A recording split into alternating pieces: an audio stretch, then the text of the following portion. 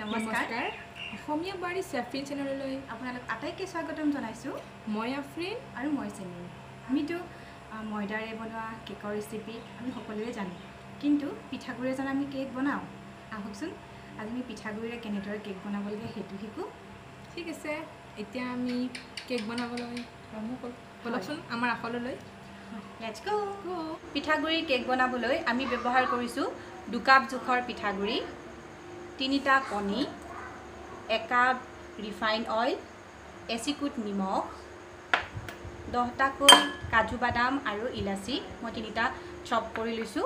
আৰু এয়া মিক্সিত মই 1 কাপ জোখৰ চেনি গুৰি কৰি লৈছো এতিয়া কেক বনোৱা ষ্টাৰ্ট কৰিছো ইয়াৰ বাবে প্ৰথমে কণীকেইটা ভাঙি লৈ মই প্ৰথমে 3টা কণী ইয়াক ভালদৰে ফেটি লম এয়া আমি কণী 3টা ভাঙি লৈছো এনেদৰে এতিয়া আমি ফেটিম কণীকেইটা ভালকৈ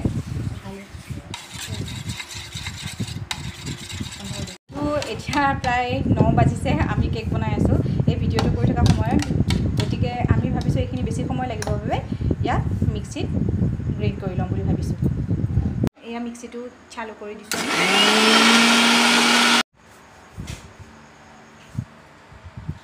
এতিয়া আমি মিক্সিত ফেটা হৈ গৈছে এইখিনি আমি এইটো বলটো ওলাই লৈছোঁ মিক্সিৰ পৰা ভালদৰে এই কণীখিনি ফেটি লোৱাৰ পিছত এনেকৈ বোল এটাত লৈ লৈছোঁ ইয়াত আমি এতিয়া 2 কাপ জোখৰ পিঠাগুড়ি দি দিম এতিয়া এইখিনি ভালদৰে ফেটি ল'ম লাহে লাহে সুন্দৰকৈ ফেটিব যাতে ইয়াতে কোনো ধৰণৰ ডাঠ দানা ৰৈ নাযায় এই মিশ্ৰণটোত আমি 1 কাপ জোখৰ পিহি লোৱা চেনি দি দিম তাৰপিছত দিম নিমখ এচিকুট কথা ক'বলৈ পাহৰি গৈছিলোঁ এই মিশ্ৰণটোত আমি এচামুচ জোখৰ বেকিং পাউডাৰ ল'ব লাগিব যিখিনি মই আপোনালোকক দেখুওৱা হোৱা নাছিল আমি এতিয়া এচামুচ জোখৰ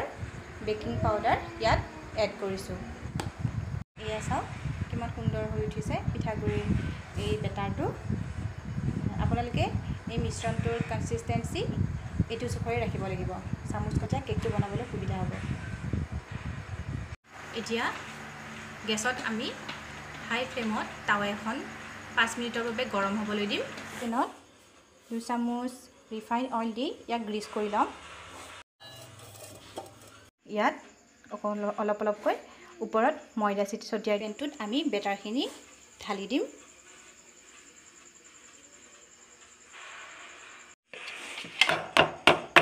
চপ কৰি লোৱা কাজুখিনি ওপৰৰ পৰা গাৰ্নিছ কৰিম আপোনালোকে এই বেটাৰটোত ইচ্ছা কৰিলে ফ্লেভাৰ দিবলৈ ভেনিলা এসেন্স বা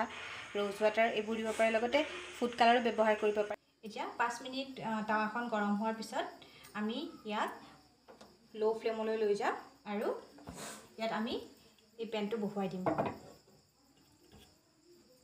কাটি দিয়া পেনটোৰ ওপৰত ঢাকনি লগাই দিছোঁ আৰু ইয়াক আমি লো ফ্লেমত 45 মিনিট সময়ৰ বাবে ইয়াক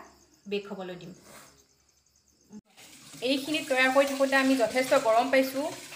বহুত গৰম পৰিছে কেইটা দিন নহয়নে বাৰু ৰন্ধা বঢ়া একো কৰিবই নোৱাৰি আমাৰ ইমান ঘাম ওলাই গৈছে এইখিনি তৈয়াৰ কৰি থাকোঁতে বা কিমান ঘামি গৈছোঁ বায়ে কিমান ঘামিছে একদম মুখখন চাইনিং কৰি আছে ঘামতে ঠিক আছে পিছে আমি 45 মিনিটৰ কাৰণে ৱেইট কৰোঁ ফেনৰ তলত গৈ বহোঁ অলপমান নে কি কোৱা একদম ব'লা এনেদৰে কেকটো আপোনালোকে মাজে মাজে চাই থাকিব যদি এনেকুৱাকৈ কোনো ধৰণৰ মিশ্ৰণ লাগি নাহে তেতিয়াহ'লে আপোনালোকে গম পাব যে কেকটো সম্পূৰ্ণৰূপে বেক হৈ উঠিছে মই আপোনালোকে দেখিছে যে এই কেকটো হৈ উঠিছে পিঠাগুড়ি কেকটো কিন্তু এই কেকটোত মই কোনো ধৰণৰ ফুড কালাৰ বা এনেকুৱা এসেন্স ব্যৱহাৰ কৰা নাই যাৰ বাবে ই বগা হৈ আছে যদি আপোনালোকে ইয়াত বগা ৰঙটোৰ সলনি যদি অন্য ধৰণৰ কালাৰ দিব বিচাৰিছে তেতিয়াহ'লে এই মিশ্ৰণটোত আপোনালোকে ফুড কালাৰো ইউজ কৰিব পাৰে তেতিয়াহ'লে ৰঙচুৱা হৈ উঠিব এতিয়া মই দেখিছোঁ যে সম্পূৰ্ণৰূপে কেকটো বেক হৈ উঠিছে ইয়াক মই আৰু অকণমান